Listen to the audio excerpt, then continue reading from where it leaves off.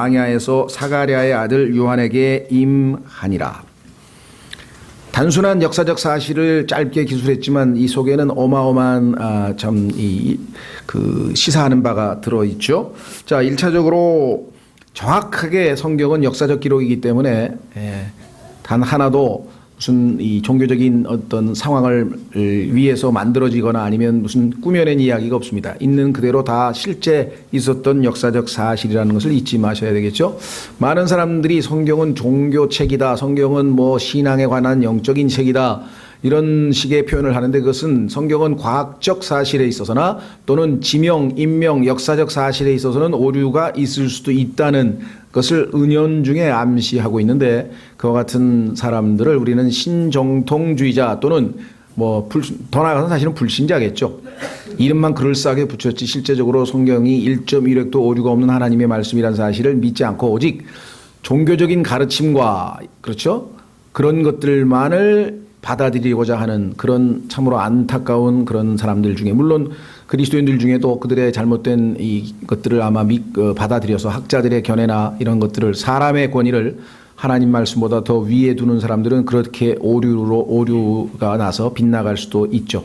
마귀가 또 그런 것들을 치열하게 지금 많은 사람들을 사용하고 있기 때문에 학문이라고 하는 것, 철학이라고 하는 것, 주님께서는 분명하게 골로새서 2장과 디모데전서 6장에서 철학과 과학 또는 학문이라고 하는 것이 하나님의 말씀을 대적할 것임을 미리 경고했는데도 불구하고 온통 신학교가 철학과 과학 또는 학문이라고 하는 것에 휩싸여서 하나님의 말씀을 지금 인정하지 않고 그 권위 앞에 무릎 꿇지 않는 현상이 지금 오늘날 우리 주변에 아주 너무나 많이 있다는 사실을 우리가 기억하셔야 되겠습니다. 1.1획도 오류가 없는 있는 그대로 역사적 사실이다. 단 하나도 치수, 지명, 인명 단 하나도 1.1획도 오류가 없는 완전한 하나님의 말씀이라고 하는 것, 이것이 우리가 하나님에 대해서 갖고 있는 믿음이죠. 자, 그래서 카이사르라고 하는 말은 지난번에도 말씀드렸습니다만은 라틴어로는 C라고 하는 영어의 철자가 K로 발음이 됩니다. 그래서 키프로스라고도 하고요. 그렇죠? 사이프로스라고 영어로는 얘기하고. 그래서 영어로는 이걸 시저라고 합니다. 시저라고 하는 것은 로마의 황제라는 뜻입니다. 칸, 그러면 징기스 칸 하면 이 몽골 제국의 황제는 칸이라 그러죠. 쿠빌라이 칸, 무슨 칸. 또 러시아의 황제는 짜르라 그러죠. 짜르. 이렇게 해서 그 황제를 칭하는 칭호가 여러 개가 있어요. 근데 이제 로마의 황제는 시저라고 이름을 붙여놨죠. 왜냐하면 시저가 초대 총독이었으니까. 그래서 초대 이제 황제였던 아우구스토스라고 하는 황제가 있었는데 그 황제의 뒤를 이어서 악명 높은 여기 나와 있는 티베리우스라고 하는 황제가 이제 예수 그리스도께서 사역하실 무렵에 다스리고 있었는데 제15년, 제위 15년째였다. 그때 그 당시에 유대, 지금의 팔레스타인 땅이죠. 지금의 팔레스타인 땅은 내수로 쪼개져 있었습니다.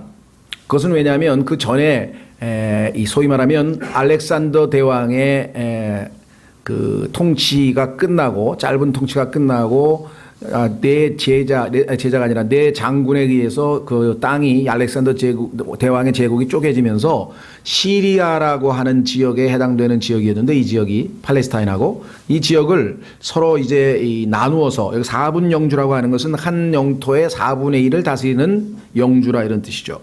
그래서 여기 보시면 본디오 빌라도가 유대의 총독으로, 유대는 4분 영주에게 맡기진 않았어요. 왜냐하면 유대인들이 이 헤롯 가문에 있는 그 왕들을 신뢰를 안 해요.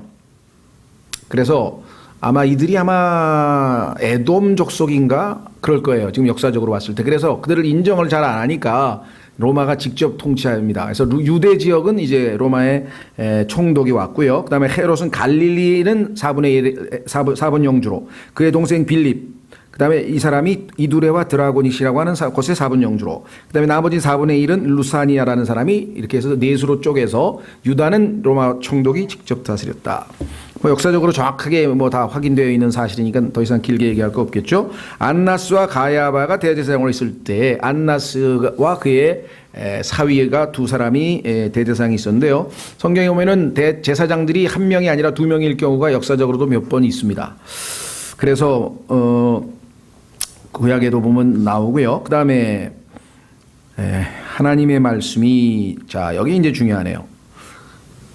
이 쟁쟁한 사람들 보니까 황제도 있고 총독도 있고 영주 예를 들면은 당시에 통치자들도 다 있었고 대사장도 있었고 권력층 최고의 소위 말하면 이스태블리시먼트라고 하는데 아주 그냥 딱 아주 윗대가리 전부 다 쟁쟁한 사람들이 다 있는데 하나님의 말씀은 들판에서 메뚜기 잡아먹고 꿀로 먹고 사는 아주 이 정말 이 세상을 등진 그런 은둔의 성자인 요한에게 임했네요. 그렇죠?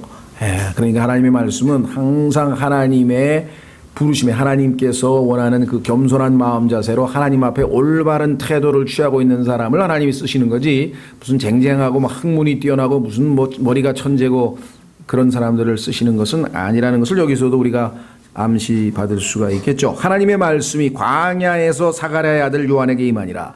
예루살렘 성읍이 아니라 성전이 아니라 광야에서 사가랴의 아들 요한에게 임하니라. 놀라운 사실은 아시다시피 이전 400년간 하나님께서 침묵하고 계셨어요. 말라기를 끝으로 해서 하나님께서는 더 이상 계시의 말씀을 주신 적이 없는데 400년 만에 하나님께서 입을 여셨으니까 이게 뭘 모르는 사람은 뭐 그냥 지나갈지 모르지만 400년간 침묵하시던 하나님께서 갑자기 말씀을 하기 시작하셨다고 하는 것은 역사에 뭔가 어마어마한 일이 벌어지고 있다는 것이죠. 사실은 이 타이밍이 바로 역사의 전환점이죠. 그렇죠? AD와 BC로 갈라지는 바로 이 시점.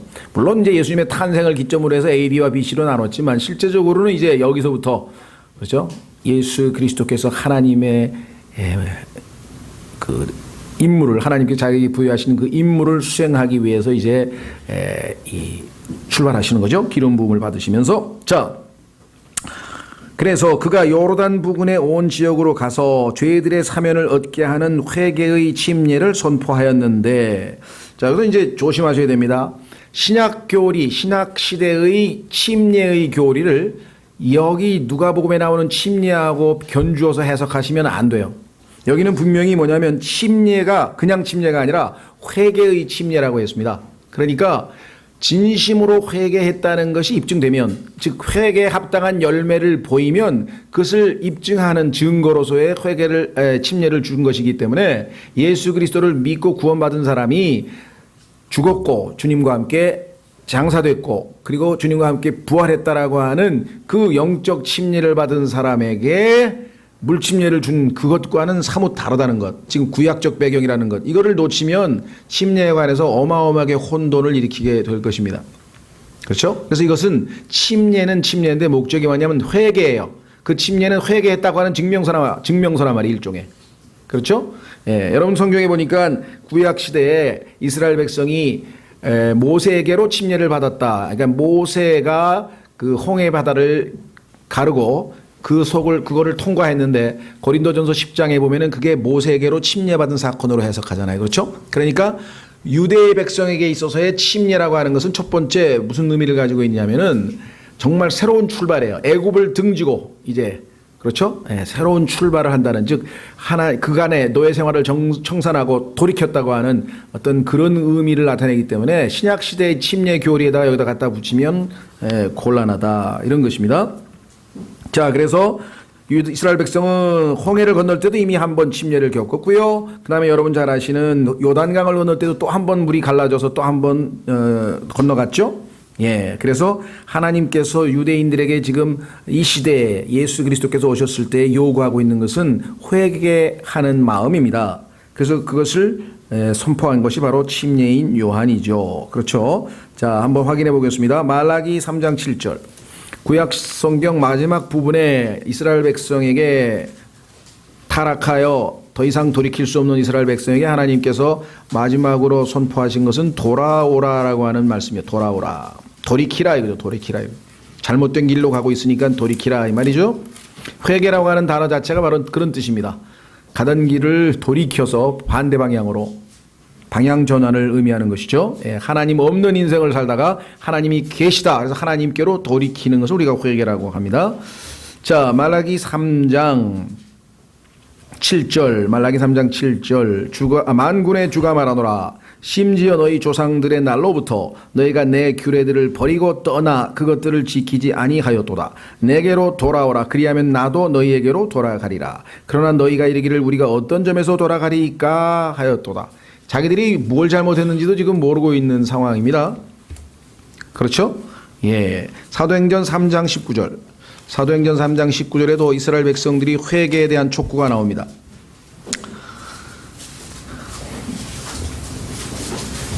사도행전 3장 19절.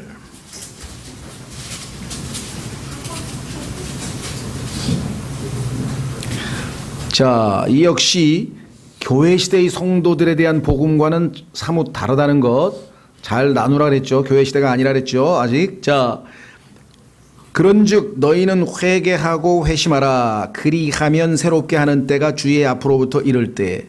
회개하고 회심하면 뭐라고 그랬습니까? 너희 죄들이 말소될 것이요. 그러니까 죄들을 용서받기 위한 회개예요. 그렇죠? 예. 자, 그러니까 이 유대인들의 경우에는 예수 그리스도에 대한 믿음을 소유하지 않았기 때문에, 거부해버렸기 때문에 이 민족은 나중에, 이게 미래입니다. 거기 써 있잖아요. 뭐라고 얘기했는가 하니 또 그분께서 예수 그리스도 곧 너희에게 미리 선포된 분을 보내시리라. 예수님 벌써 오신 지가 언제인데 또다시 보낸다고 얘기한 걸 보면 분명히 이것은 재림에 관한 얘기라는 것을 알 수 있죠. 예. 자, 그래서 교리적으로는 항상 로마서에서부터 시작해서 우리 이 유다서에 이르는 서신서가 교회 시대의 교리서로 이렇게 확고하게 붙들어야지, 복음서에서 만약에 교리를 갖다가 원리를 끄집어내면은 아주 많은 문제가 발생한다 그랬습니다. 역사적 사건으로서의 적용, 그렇죠? 영적 교훈으로서의 적용, 예언은 그리고 교리적으로는 항상 예언, 예수 그리스도의 재림과 연관시켜서 사복음서는 항상 해석을 해야 된다 그랬습니다. 왜? 예수님은 초림과 재림이 동시에 임했는데 이스라엘이 거부 때문에 교회 시대라고 하는 삽입된 2000년간의 기간이 생겼을 뿐이지, 성경의 예언상 항상 초림과 재림은 동시다발, 같은 사건으로 취급되어 있다는 사실을 여러분들이 항상 염두에 두셔야만 합니다. 예를 들면 또 여기 바로 그 다음에 나오네요. 자, 4절. 이것은 곧 대언자 이사야의 말씀들의 책에 기록된 바와 같으니라. 이르시되 광야에서 외치는 자의 소리가 있어 이르기를. 이 사람이 바로 침례인 요한이죠. 광야에서 외치는 자의 소리가 있어 이르기를 너희는 주의 길을 예비하라. 그분의 행로들을 곧게 하라. 자, 여기까지는 초림하신 예수님을 위해서 침례인 요한이 한 사역이 맞습니다. 그러나 5절서부터는 실제로 이루어지지 않았고 거부되어서 예수님은 다시 오실 때에 이루어질 미래적 예언입니다. 모든 골짜기가 메워지며 모든 산과 모든 작은 산이 낮아지고 구부러진 것이 곧게 되며 험한 길들이 평탄하게 될 것이요. 성경에 보면 실제로 예수 그리스도께서 오실 때 산들이 녹아내리고 모든 길이 예수님의 예루살렘 입성을 위해서 다 낮아지고 지진이 나서 다 녹아지고 이런 것들이 실제 사건이에요. 그러니까 여기서 얘기하는 것을 골짜기가 메워지고 모든 산과 작은 산이 낮아지고를 신약에다 적용하려면 할 수 없이 영해를 할 수밖에 없어요. 어떻게 해야 돼요? 골짜기는 인생의 무슨 굴곡진 일이다. 그 다음에 높은 산, 이렇게 해서 인생의 뭐 이런 굴곡진 것들이 평평해져야 되고, 그다음에 구부러진 것은 빗나간 도덕적으로는 도덕적 타락이 바꿔야 되고, 어떻게 보면 굉장히 그럴싸하지만, 그러나 실제적으로 그러면 그런 일이 예수님 초림 때 일어났느냐? 안 일어났죠. 유대인들은 예수님을 십자가에 못 박아버렸는데 그 영적으로 갖다 붙여도 말이 안 되는 거예요. 근데 성경에 보니까 예수 그리스도의 재림 때 실제로 이런 일들이 있을 것을 성경에서 언급한 곳이 여러 군데가 실제로 있습니다. 자, 한번 확인해 보죠. 가만히 있어 보자. 어디에 있는가? 예, 신명기 우선 한 군데만 보죠. 사사기 5장 5절. 뭐 많이 찾을 필요도 없이 사사기 5장 5절에 보면은 실제로 예수님 재림 때 계시록에 뭐 지진이 일어나는 건 여러분 잘 아셔서 다 낮아지죠. 예루살렘이 가장 시온산이 제일 높은 산이 될 테니까 다 낮아질 거라고 이미 말씀을 했고요. 사사기 5장 5절. 사사기는 뭐 옛날 성경이 이름이 사사기여서 할 수 없이 그냥 사사기라고 이름이 붙어 있습니다. 왜냐하면 이게 중국 사람들이 사용한 표현이라 그래요. 사사기라는 것이. 그래서 그냥 워낙 유명하게 사사기가 붙어 있기 때문에 했지만 영어로는 이게 judges. 그래서 한글 킹제임 성경에서는 재판관기라고 해서요. 판사들이니까. 근데 이제 우리는 재판관기 하면 좀 어색할 것 같아서 일단은 개혁 성경처럼 사사기라고 이름은 좋습니다만은 중국말이죠, 이거는. 자, 사사기 5장 5절에 보면 예수님의 재림 때의 상황이 이렇게 묘사되어 있습니다. 찾으셨습니까? 사사기 5장 5절. 산들이 주 앞에서, 여기 보시면 예수님의 재림에 대해서 주여 4절부터 주께서 세일에서부터 나오시고, 자, 신의 산에서부터 예수님께서 쭉 올라오시는데요. 에돔의 들에서부터 행진하실 때 땅이 진동하며 지진이라는 거, 하늘들이 물을 내리고 구름들도 물을 내렸나이다. 산들이 주 앞에서 녹았으니 저 신의 산도 주 이스라엘의 하나님 앞에서 녹았도다.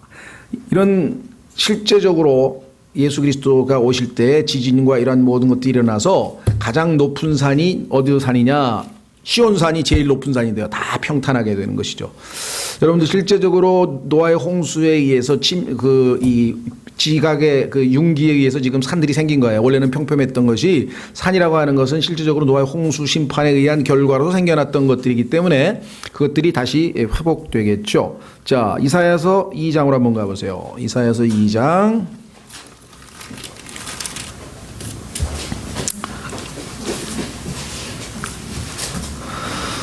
이사야서 2장 2절. 이사야서 2장 2절. 마지막 날들에, 분명하게 써 있습니다. 마지막 날들에 주의 집의 산이 산들의 꼭대기에 굳게 세워지며, 에베레스트도 다 평평해져 버리네요. 네? 작은 산들 위에 위로 높여지리니 모든 민족들이 그곳으로 흘러들리라. 예루살렘이 예수님이 거하시는 곳이기 때문에 지금은 백악관으로 모이지만 백악관으로 가는 게 아니라 예루살렘으로 가서 많은 백성들이 가며 이르기를 너희는 오라, 우리가 주의 산에 오르고 야곱의 하나님의 집에 이르자. 그분께서 자신의 길들을 우리에게 가르치실 터인즉 우리가 그분의 행로들로 걸으리라 하리니.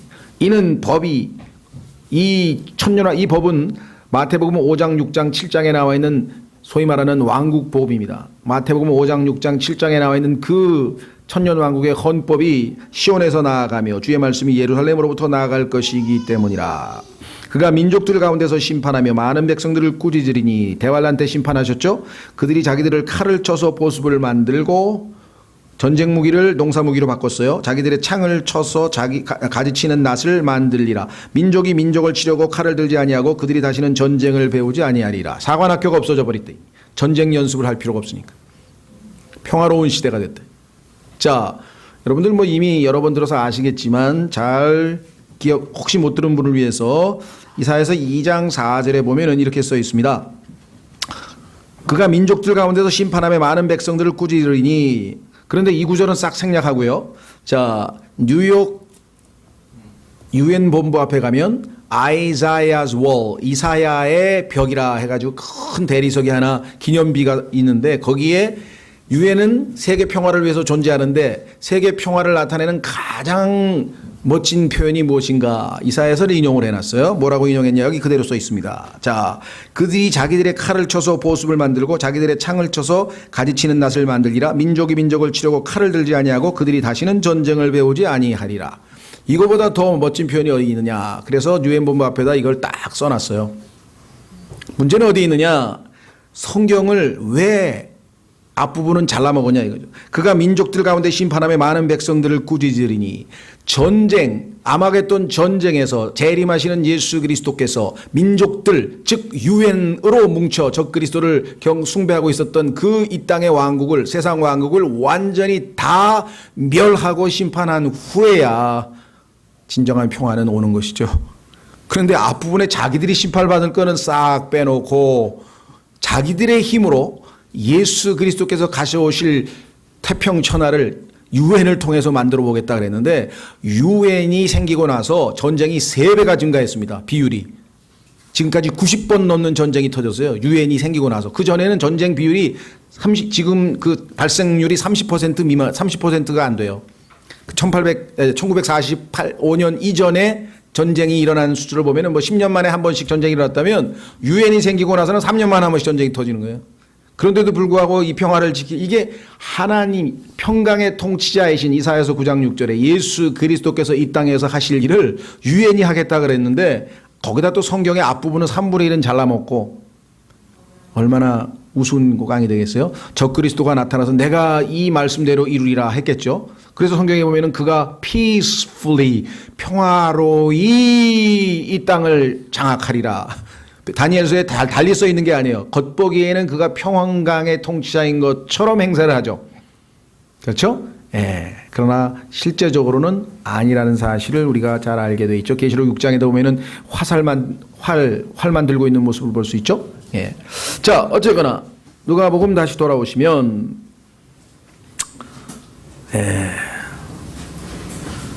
초림과 재림이 동시에 섞여 있다. 이런 구절이 성경에 아주 자주 나오는데요. 누가복음 4장에 가면 또 나오니까 그때 가서 좀 더 보완 설명을 하도록 하겠습니다. 성경에는 초림과 재림이 동시에 일어나는 사건으로 연속선상에 기록된 부분들이 굉장히 많다. 교회 시대에는 삽입절로 사도 바울에게만 계시된 것으로 성경에 나오죠. 그래서 구약의 대언자들은 전혀 알지를 못했어요. 동시에 일어난 것으로 보았습니다.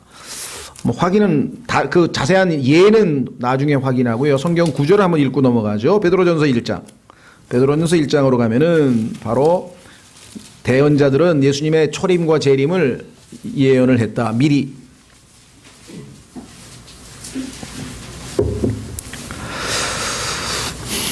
베드로전서 1장 10절. 베드로전서 1장 10절. 이 혼의 구원에 관하여는 너희에게 임할 은혜에 대하여 대언한 대언자들이 부지런히 조사하고 탐구하되 자기들 안에 계신 그리스도의 영께서 그리스도의 고난과 초림 그 뒤에 있을 영광 재림을 미리 증언해 주실 때, 그러니까 구약의 대언자들은 이 두 가지를 동시에 증언을 한 거예요. 그 영께서 무엇을 혹은 어느 때를 표적으로 보여주셨는지 탐구하였느니라. 그런데 그들은 잘 못 깨달았다고 12절에 써 있네요. 나중에 왜? 그 예언들이 재림 때 있을 일이기 때문에 무슨 말인지도 모르고 일단은 전파하라고 해서 선포했을 뿐이다. 4장에 가서 좀 더 보완 설명을 하고요. 다시 주제로 돌아오겠습니다. 누가복음 3장. 모든 골짜기가 메어지며 모든 산과 모든 작은 산이 낮아지고 구부러진 것이 곧게되며 험한 길들이 평탄하게 될 것이요. 문자 그대로 적용됩니다. 문자 그대로 모든 육체가 하나님의 구원을 보리라 하였느니라. 이 시대의 모든 육체가 하나님의 구원을 봅니까? 초림 때 이 모든 육체가 예수님의 구원을 받습니까? 아니죠. 재림 때에는 유대인들이 다 모조리 회개해서, 그렇죠? 모든 육체가 다, 왜? 구원받지 못한 사람은 다 아마겟돈에서 다 멸해서 다 죽잖아요. 다 구원받은 사람들만 예수님을 구원자로 바라보게 될 것이다. 이게 재림에 관한 이야기라는 것을 알 수가 있죠. 예, 이것을 막 영적으로 해석해가지고 오늘날에 지금 뭐 은혜 시대가 뭐 지금 모든 육체가 전혀 지금 이 성경의 본문하고는 맞지 않습니다. 자, 7절. 그때 그가 자기에게 침례를 받으러 나오는 무리에게 이르되, 침례인 요한이죠. 오 독사들의 세대야, 누가 너에게 경고하여 다가오는 진노를 피하게 하더냐? 진노. 성경에 보니까요, 예수님의 재림의 때를 진노의 때라고 했어요. 이게 문맥이 예수님의 재림이라고 하는 것을 금방 알 수 있는 것이, 초림 때에는 은혜를 베풀어 오셨잖아요. 그죠? 긍휼을 베풀어 오셨는데 진노에 대한 얘기를 하고 있는 것으로 봤을 때 벌써 재림 문맥이라고 하는 것을 우리가 알 수가 있겠죠. 자, 오 독사의 세대야. 과격합니까? 과격하지만 사실대로 말했네요. 그렇죠? 독사, 마귀에게 소속돼 있으니까, 마귀의 영이 그들의 불순종하는 자들의 안에서 역사하니까. 그런데 이제 믿지 않는 친구나 부모님에게 독사의 세대입니다 이렇게 얘기하시면 안 되고요. 지혜롭게 하셔야지. 제가 말 잘못했다가 아주 친구들에게 찍혀가지고 과거에 그때는 이제 구원받고 아무것도 모르니까 찾아가가지고 전도를 했더니 말을 안 들어서, 야 너희는 사탄에게 속고 있는 거야 그랬더니 소문은 그 친구가 돌아가지고 자기 친구를 사탄이라고 불렀다. 뭐 소문은 그렇게 났어요. 그러니까 뭐 인터넷 댓글이 그때부터 있었던 거야. 그냥 인터넷만 없었지 그런 만들어낸 이야기가 벌써부터 그런 식으로 소문이 돌아요. 그러니까 지혜롭게 하세요. 속으로 안타깝다, 사탄에게 속고 있구나 하더라도 말로는 안 하고. 자, 그런데 예수님도 마태복음 23장에 보니까 바리새인들과 서기관들에게 이 독사들의 세대야. 그래서 사람들이 물어보는 거예요. 그렇죠? 사람들이 나에 대하여 뭐라고 하더냐 그랬더니 침례인 요한이 아닌가 하더이다. 왜 그럴까요? 비슷하니까 스타일이. 독사들의 세대요 하고 타락한 유대인들에게 강력한 메시지를 전하니까 혹시 침례인 요한이 아닌가 하더이다. 이런 유사성이 있다는 것을 우리가 성경에서 볼 수 있죠. 자, 그러므로 회개에 합당한 열매를 맺고 너희 속으로 우리에게 아브라함이 우리 아버지로 있다 하고 말하기 시작하지 말라. 내가 너희에게 이르노니 하나님께서는 능히 이 돌들로도 아브라함에게 자손들을 일으키실 수 있느니라. 자, 또 보세요. 이제 또한 도끼가 나무들의 뿌리에 놓였으니 그러므로 좋은 열매를 맺지 아니하는 나무마다 찍혀 불 속에 던져지느냐 하니라. 9절도 재림 때 예수님의 심판에 대한 언급이라는 것을 금방 알 수 있죠. 예, 초림 때 예수님께서 이렇게 하셨습니까? 불 속에다 다 집어 던지고? 전혀 아니잖아요. 문맥에서 보면은. 자, 여기서 회개가 진정한 회개인 것을 입증하기 위해서는 회개에 합당한 열매를 보여주어야 한다. 우리 신앙인들도 진짜 구원받은 사람은 보여달라 그러죠. 야고보서에 보니까 네가 진짜 믿었는지 그 행위를 좀 보여달라. 네 믿음을 좀 보여달라. 근데 믿음은 안 보이는 거니까 어떻게 보여줘요? 우리의 의로운 행동으로, 행실로 보여줘야 된다라고 야고보서에 써 있죠. 그러니까 구원받았는데 의로운 행실이 한 번도 없다. 가만히 있으니까 구원받은 거 맞아? 이렇게 되는 거죠.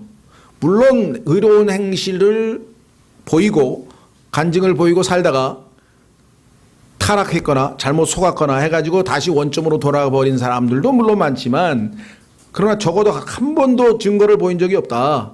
예를 들면, 그렇죠? 예, 그런 것들.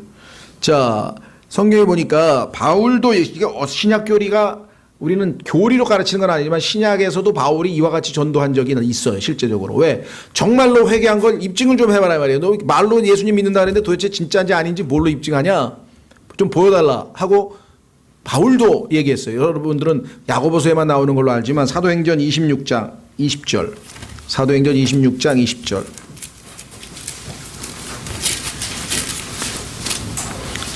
어떤 아이가 우리 아버지 구원받은 거 확실해요. 우리 아버지 구원받은 거 확실해요. 그러더래요. 그래서 왜? 뭐 때문에 그러냐 그랬더니 우리 아버지가 옛날에는 목수인데요. 망치질 하다가 빗나가가지고 손톱을 찍으면요. 그냥 XX 막 쌍소리가 한참 나왔어요. 그런데 지금은 주여 확실히 구원받았어요. 우리 아버지. 변화했어요. 여러분들 어떻습니까? 뭔가 어떤 변화가 있습니까? 뭔가가 있을 거 아니에요. 예? 뭔가 하여간 변화가 있을까? 사도행전 26장 20절.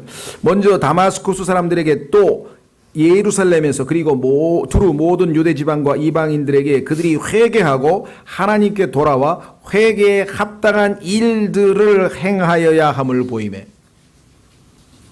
진짜 회개했는지를 입증할 수 있는 증거가 좀 있어야 되지 않느냐 이 말이죠.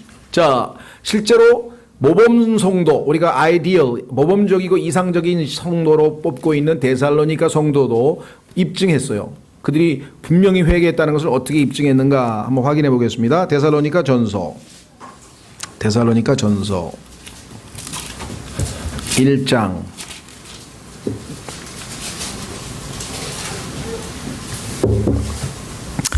데살로니가 전서 1장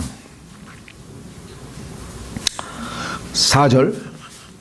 사랑하는 형제들아, 하나님께서 너희를 선택하셨음을 아노라. 분명히 선택받았다. 너희는 보니까 그 증거가 뭐냐? 첫째, 이는 우리의 복음이 말로만 너희에게 이르지 아니하고 권능과 성령님과 큰 확신으로 이르렀기 때문이라. 지난 시간에 우리 구원의 확신에 대한 얘기했었죠. 확실하게 제대로 복음을 들은 사람은, 제대로 변화된 사람은 확신이 있죠. 그 다음에 두 번째, 우리가 너희를 위해 너희 가운데서 어떤 사람이 되었는지 너희가 아는 바와 같으니라. 본을 보이지 않았느냐. 또 너희는 많은 고난 속에서 성령님의 기쁨과 더불어 말씀을 받아 우리와 주를 따르는 자가 되었으니 그러므로 너희는 마케도니아와 아가야에서 믿는 모든 자들에게 본이 되었느니라.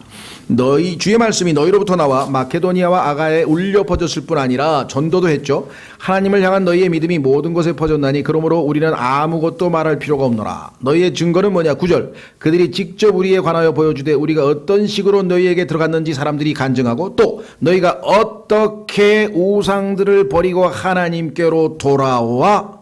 이게 회개입니다.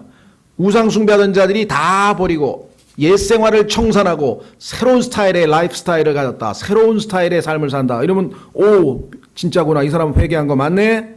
하나님께로 돌아와 살아계시고 참되신 하나님을 섬기며 우상 대신 자아 대신 자 하나님을 섬기고 있더라 이렇게 되겠죠. 자, 사도행전 20장. 그래서 복음에는 두 가지 요소가 있습니다. 한 가지를 절반을 잘라먹는 사람들이 있어요. 분명히 성경에는 회개와 믿음이라 그랬는데 무조건 믿으면 구원받는다고 하는 사람이 있어요. 그게 행위가 아니로 오직 믿음으로만 받는다 그런 의미면 맞지만 회개가 없이 무조건 믿는다고 그건 아닙니다. 회개가 전제돼야 돼요. 사도행전 20장. 사도행전 20장. 찾았습니까? 예. 몇 절이야? 21절. 사도행전 20장 21절. 바울은 복음 안 믿는 사람들에게 두 가지를 전했습니다. 오직 예수 믿기만 하면 된다. 이렇게 하시면 안 되고, 사도행전 20장 21절. 지금까지 살아온 삶의 방식, 지금까지 가지고 있던 가치관, 지금까지 가지고 있던 인생관, 하나님이 없다. 나는 내 인생의 주인공이다. 내 마음대로 살아도 된다라고 하는 모든 생각을 바꾸라 이 말이죠. 돌이키라 이 말이죠. 21절. 유대인들과 또한 그리스인들에게, 안 믿는 세상 사람들에게 하나님을 향한 회개와 우리 주 예수 그리스도를 향한 믿음을 증언하였노라. 내가 복음 전파는 이 두 가지만 했다. 딴 거 안 했다. 회개 전파를 해야 돼요. 회개 전파 안 한 아주 대표적인 재미있는 예를 실제로 제가 들어드려서 실제 있었습니다. 미국에서 어떤 복음 전도자가 열심히 전도했는데, 우리로 치면 뭐 조양은인지 누군지 모르지만 우리도 가짜로 지금 뭐 믿는다 그랬는데 보니까 가짜로 그 회개도 안 한 그 엉터리 그런 저 조폭들이 있잖아요. 뭐 또 무슨 또 고문 뭐 전문가는 뭐 또 목사가 됐다는데 그것도 내가 볼 때 가짜 회개 같아. 잘 모르겠어. 그러니까 어쨌거나 미국의 한 저 마피아 이게 두목을 갖다가 딱 예수님 믿게 해가지고 이 사람이 이제 예수님 믿었어. 근데 계속 마피아 두목을 하고 있는 거야. 그래가지고 예수님을 믿으셨으면 이제 마피아는 그만두셔야지 그랬더니 왜 그만두냐고.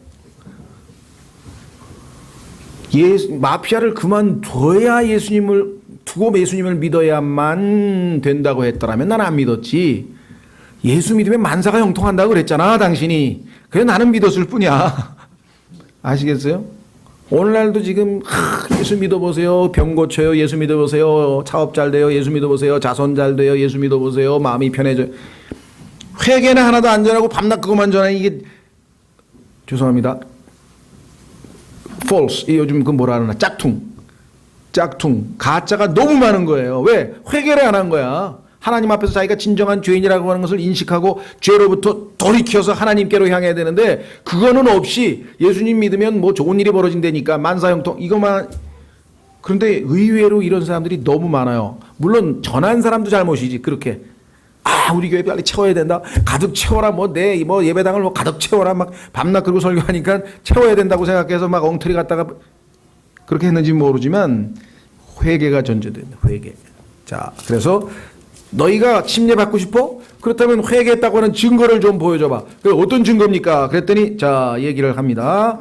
사람들이 그에게 물어 이르되 10절. 그러면 우리가 무엇을 하리까 하매 어떤 증거가 필요합니까? 그가 그들에게 대답하여 이르되 겉옷이 두 벌 있는 자는 하나도 없는 자에게 나누어 줄 것이고. 추상적인 얘기가 아니에요. 너 돈에 대한 욕심 있지? 그거 버리라 이거야. 어떻게 하면 되냐? 두 개 있으면 하나 나눠주라 이거야. 먹을 것이 있는 자는 그렇게 할 것이니라 하니라. 그때 세리들도 침례를 받으려고 와서 그에게 이르되 선생님이 우리가 무엇을 하리까? 내가 회개했다는 것을 뭘로 입증하면 되겠습니까? 그가 그들에게 이르되 너희에게 정해준 것 이상으로 거두지 말라 하니라. 놀랍습니다. 세금쟁이 그만둬라 안 그랬어요? 예. 착각하시면 안 됩니다. 성경에 보니 고린도전서에서 하나님께서 부르신 바 그대로 머물라는 거예요. 일단 학생이면 학생으로 머물고 직장이면 직장인으로 머물고 있다가 하나님께서 그거 그만두고 확실하게 사역을 하라든가 물론 그런 확실함도 없는데 자기 멋대로 막 다 때려치고 그건 가짜 이것도요. 성경에 보면 부르심 받은 그대로 있으라 그랬어요. 예? 있는 그 상황에서 정말 본이 되는 삶을 살고 그 이후에 하나님께서 뭔가 또 다른 일을 시킬 수도 있는 거죠. 자, 그래서 그대로 있어. 그 대신 정직하게 해야 돼. 어떻게 해야 되느냐? 정해준 것 이상으로 거두지 말라 이게요. 그렇죠? 로마에서 예를 들면 돈을 10만 원을 거뒀다. 세금을. 그럼 로마에서는 5만 원만 달라 그런단 말이에요. 그럼 절반 5만 원만 주면 돼. 로마 정부에다 총독에다가. 그럼 자기 5만 원만 가지면 될 거 아니에요. 자기 몫이 코미션이니까. 예. 그런데 15만 원 걷어가지고 5만 원 주고 자기가 10만 원 먹었다. 이런 짓은 하지 말라 이거. 그렇죠? 자, 군사들도 마찬가지로 그에게 물어 이르되 우리는 무엇을 하리이까 하매 로마 군인은 아닐 것 같아요. 헤롯의 군대일 것 같아요. 로마 군인이 뭐 침례인 요한에게 나올 리는 없겠죠. 그가 그들에게 이르되 아무도 폭행하지 말고, 군인들은 그냥 막 무자비하게 막 폭행하지 말고, 여러분들 그 사극이나 이런 데 보면 전쟁 나가면 마을 휩쓸면서 무조건 때리는 거죠. 무조건 패는 거. 그런 짓 하지 말라는 거예요. 아주 공포 분위기를 조성하고 아무도 거짓으로 고소하지 말며 무조건 막 감옥에다 탈옥시키고 감옥에 투옥시키고 너희가 받는 급료로 만족하라 하니라. 예. 이것이 자 백성이 기대하고 있었으므로 말라기 시대부터 시작해가지고 400년간 언젠가 돌아오신다. 언젠가 돌아오신다. 우리가 회개하면 돌아오신다. 뭐 이런 기대감이 잔뜩 지금 팽배해 있어가지고 메시아 사상이라고도 하고요. 그 다음에 묵시문학이라 그래가지고 그 400년 동안 막 온갖 사람들이 나서서 뭐 메시아가 올 때가 다가왔네 말았네 막 그냥 분위기가 잔뜩 고조돼가지고 언젠가 오실려나 계속 400년 동안 이방 민족에게 식민지 노릇하고 지금은 로마에게 또 찢기고 그냥 제사장들이 또 뜯어가고 여기서 뜯어가고 정말 그야말로 그냥 아주 최악의 상태에 있어서 메시아가 왜 안 오시나 이들을 싹 심판하시고 우리의 왕이 되옵소서 메시아가 되옵소서 이러고 있는 판인데 이 엄청난 사람이 나타난 거예요. 그래서 혹시 이 사람이 메시아가 아닌가라고 생각을 했던 거죠. 예. 그래서 요한에 대해 그가 그리스도가 아인지 아닌지 공공히 생각하며 혹시 이 사람인가? 이 사람인가? 요한이 그들 모두에게 응답하여되 딱 알죠. 너희는 잘못 짚었다 이게. 내가 아니다 이게 내가 아니다. 여기에 요한의 위대함이 있죠. 하나님께서는 이 요한의 겸손한 것을 아시고 택해죠. 그죠? 오늘날 뭐 대한민국에서 내가 제일 큰 교회 목사야. 왜 나를 몰라보는 거야? 뭐 그랬다는 소문도 있어요. 엘리베이터 거리 뭐 어떤 분을 못 알아봤더니 왜 나를 못 알아봤냐고 또 뭐 그런 분도 있고 뭐 아주 그냥 막 성경에 보니까 미니스터란 말은 종이란 뜻인데 일꾼이란 뜻인데 일꾼 되시는 분들 중에서 아주 막 목에 힘주고 너무 막 이렇게 주인 행세를 해서 참 이 안타까운 일들이 벌어지는데요. 요한은 안 그랬어요. 나 아니다 이거야. 참으로 나는 너에게 물로 침례를 주거니와 나보다 더 능력 있는 분이 오시나니 나는 그분의 신발끈을 풀 자격도 없느니라. 얼마나 자기 자신을 제대로 알고 있습니까? 그분은 창조주고 죄 없으신 거룩하신 분이고 나는 피조물에다가 창조물에다가 아주 형편없는 죄인인데 어디다 거기다 갖다 붙이냐 이거예요. 그분께서는 너희에게 성령님으로 침례를 주시고 나같이 물로 침례 주시는 분이 아니다. 성령님으로 침례도 주시고 그뿐이 아니야. 불로 침례를 주시리니 곧 손에 키를 들고 자신의 타작마당을 철저히 정결케 하사 17절 예수 그리스도의 재림 때 심판입니다. 똑같죠? 알곡은 모아 자신의 곳간에 들이시되 생명이 있으니까 껍질은 끌 수 없는 불로 태우시리라. 지옥불에 던져버리시라. 심판 지옥불의 심판. 자, 또 권면하면서 다른 많은 것을 백성에게 선포하더라. 그런데 4분 영주 헤롯은 자기 동생 빌립의 아내 헤로디아로 인해 또 헤롯이 행한 모든 악한 일로 인해 그에게 책망을 받았고 또 그 모든 일 위에 이것을 더했으니 곧 요한을 옥에 가둔 것이라. 역사적 사실은 우리가 뭐 조금 다음 시간에 보완하고요. 마지막 요 한 가지를 조금 마무리를 지어야 되겠네요. 자, 침례. 다른 사람들이 이 불침례는 오순절날 하늘에서 불의 혀와 같은 것이 내려왔을 때 불침례가 임한 것이다. 이래서 오늘날도 뭐 기도원에 가서 불 받아야 된다. 불침례 받아야 된다. 그런데 정말 잘못하는 짓입니다. 여기 써 있잖아요. 16절 불로 침례를 주신다 그랬는데 17절 불로 태우신다 그랬죠. 성경이 성경을 해석하고 있잖아요. 불로 침례받는다는 얘기는요. 불로 다 태워버리신다는 얘기, 불 속에 집어넣어 버리신다는 거예요. 누구를? 알곡이 아닌 자들을.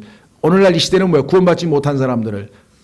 데살로니가 전서에 예수님께서 재림하실 때 구원받지 못하고 휴거되지 못하고 땅에 남아있는 모든 사람들을 다 불로 태우신다고 성경에 써 있죠. 예. 무슨 말이 이해가 되셨어요? 예. 그러니까 한 구절만 찾으면 이해가 되겠죠. 사도행전 1장. 사도행전 1장.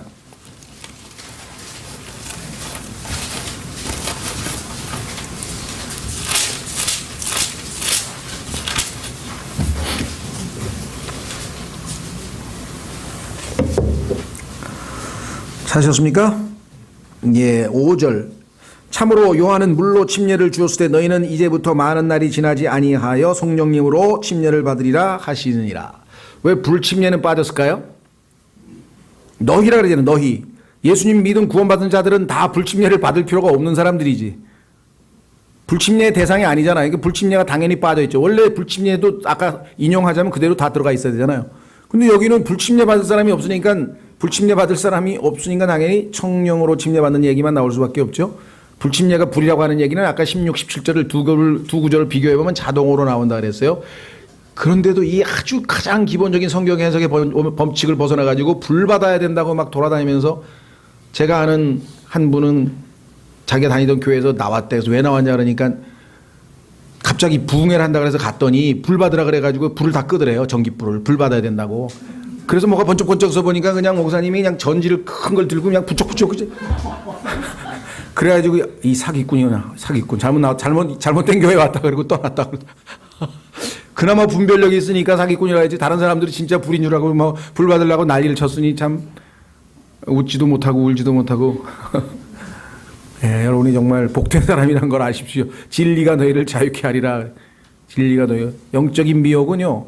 뭐 다른 어떤 똑똑하고 뭐 훌륭하고 그게 떠나서 성령께서 조명하지 아니하시면 영적으로는 쉽게 미혹되죠. 오늘 누가복음 말씀을 통해서 우리가 참 놀라우신 주님이 드디어 이제 등장합니다. 선두주자 요한이 예수 그리스도께 이제를 소개하기 위해서 하나님이 보내십니다. 그렇죠? 예. 어떤 의미에서는 여러분과 저도 정말 열심히 예수 그리스도의 선두주자의 역할을 해야 되는 거죠. 예, 예수 그리스도를 믿어야만 된다고 하는 사실 우리가 알려야 되겠죠. 회개, 하나님을 향한 회개와 예수 그리스도를 향한 믿음. 예, 다 같이 잠깐 기도하겠습니다.